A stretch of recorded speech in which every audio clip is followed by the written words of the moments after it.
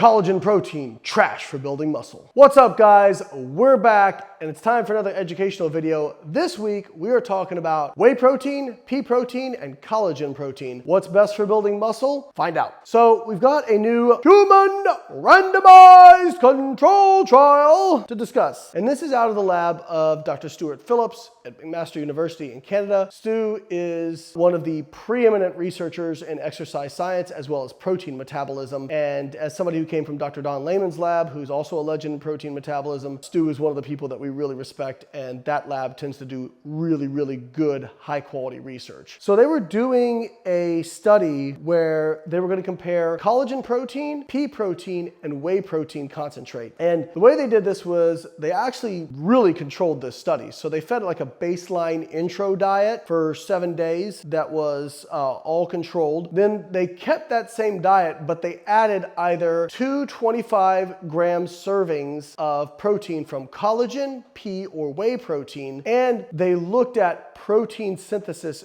during that time, what they called integrated protein synthesis. So they actually used a new technique for measuring protein synthesis called deuterated water. Now, deuterated water is cool because it's labeled at a hydrogen, and they can assess protein synthesis over a certain period of time by looking at how much of that label winds up in muscle protein versus how much is in what they call the precursor pool. And so there's a lot of fancy calculus that they run to basically do these equations, but it's a lot easier than how I used to do it, which you could only measure over like an hour or a few hours, and you're having to either, in animals, we were bolus injecting into their tail vein these labeled amino acids, or for humans, you have to infuse it. And so it's a really cumbersome process. Deuterated water makes this much easier, and you can measure protein synthesis over a longer period of time. Now, it's not going to show you a snapshot of what protein synthesis looks like minutes and hours. It's going to show you the overall response over the course of time. They fed these baseline diets, which were basically at the level of the RDA of protein, and then they added either, like I said, 2 25-gram protein servings from collagen, pea protein, or whey protein. Important to point out, when we look at these protein sources, I've said for a long time, I'm not a big fan of collagen because it is pretty trash in terms of its amino acid profile. So when we look at whey protein and pea protein, they're very similar in their leucine content. And leucine is the amino acid that we know is responsible for triggering muscle protein synthesis. So per 25-gram serving, the whey protein had 1.68 grams of leucine. The pea protein had 1.62 grams of leucine. I was kind of surprised by this because that's a relatively low amount of leucine for a whey protein and a relatively high amount of leucine for a pea protein. Now, one thing to note, it was whey protein concentrate. That tends to not be as concentrated in the amino acids versus a whey protein isolate. But again, I was really surprised because typically whey protein and pea protein are a little bit bigger difference. Pea protein's around 8% leucine. Whey protein tends to be about 10 to 11% leucine. So I think usually there might be a little bit bigger gap, but either way, I don't think it would have made an impact on the results of this study. But in collagen, there was only 0.7. So it's less than half of the leucine in whey and pea. And another thing to point out was they were using elderly people in this study, I believe over age 70. And the reason this is important is because elderly people have been shown to have a compromised response to muscle protein synthesis. It takes more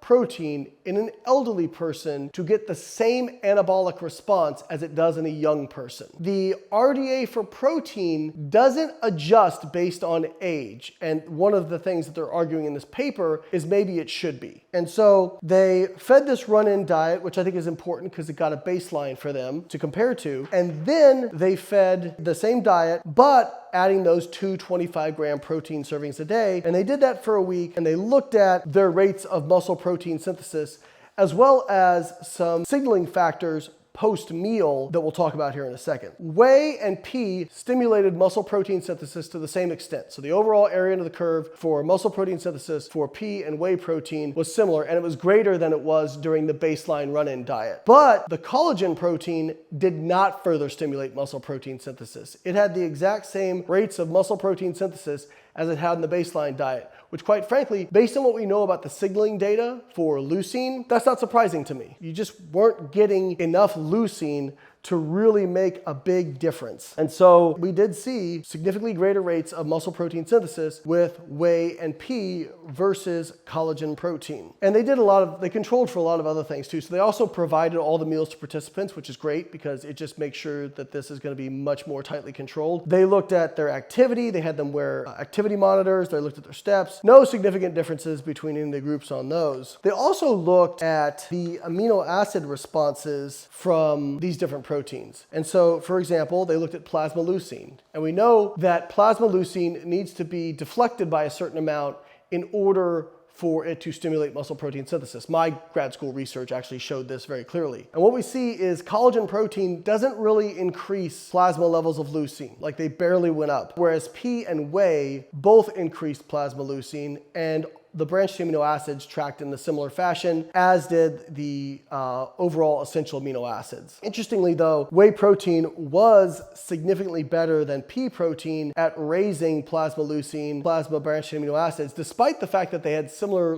leucine contents, which actually tracks with some previous research that does tend to show that the whey protein or the animal protein, for whatever reason, and even though these are isolated protein sources, I wouldn't expect this, but they tend to just be more bioavailable and have a greater effect on plasma levels of amino acids. Now that being said, there was no difference in muscle protein synthesis between whey and pea protein. And so that suggests that pea protein had enough leucine to get the increase in plasma leucine that we require to maximize muscle protein synthesis. If you injected me with true serum and I was a bodybuilder and I was worried about building the most muscle possible and I was not vegan, I would use whey protein just because it's all things being equal. Even if something gives me a 0.1% better response over the course of a decade, I'm going to want that. But do I have any literature to suggest that it's actually better for muscle protein synthesis? I don't. But it does seem to cause bigger increases in plasma leucine. They also looked at anabolic signaling in terms of what's called mTOR, the mammalian target of rapamycin complex, which is responsible for basically leucine stimulates that complex through an intermediary, and then that complex can phosphorylate these different factors like 4-EBP1, EIF4E, EIF4G. Essentially, all you need to know is that's what's important for getting muscle protein synthesis started. It's a step called translation initiation, which is basically when you're trying to synthesize new protein, what's happening is you have a ribosome that is taking your mRNA signal, which is your transcripted signal from DNA. The ribosome is latching onto that mRNA. By the way, I'm simplifying this process a lot, but the ribosome is getting on that mRNA, and then it recruits amino acids based on the mRNA sequence. So based on the 3 nucleotide sequence of the mRNA, it is translating that to an amino acid and hooking that amino acid on the growing peptide chain. So it's literally translating that mRNA signal. Translation initiation is actually the formation of a complex called EIF4F, and EIF4F basically acts as a scaffold for that ribosome to hook on to that mRNA. EIF4F, the rate-limiting step of its formation, is the binding between 2 proteins called EIF4E and EIF4G, and mTOR phosphorylates proteins called 4-EBP1,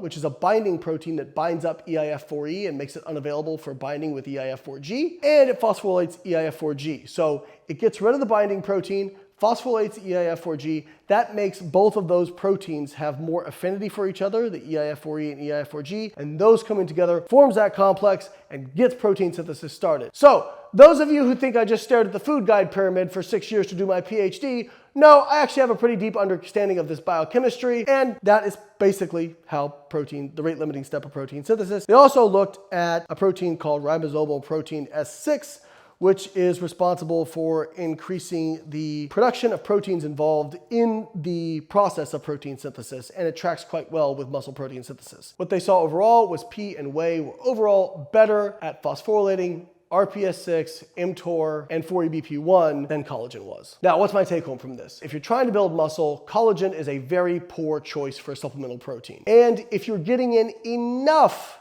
plant protein, which this was 25 gram servings, which is enough, then it's probably as good as some animal sources as long as you're getting it enough. But if you're looking at some of the signaling data and some of the amino acid data and you're worried about having the absolute best protein source possible, then whey was better at increasing plasma leucine more, but that didn't translate to greater rates of muscle protein synthesis. So at the end of the day, use whatever you prefer. If you're a vegan, then obviously pea protein can be a great choice. If you're not and you like using whey, whey is a great choice. Use whatever you prefer that tastes better, that's more budget friendly for you. Now, some people will still say, well, collagen isn't for protein synthesis, it's for collagen protein synthesis. Well, they actually did a study where they looked at collagen protein synthesis a while back and saw that collagen did not stimulate connective tissue protein synthesis more than whey protein. I have yet to see compelling evidence that supplemental collagen protein actually makes a difference on connective tissue synthesis, on skin, hair, nails, that kind of stuff.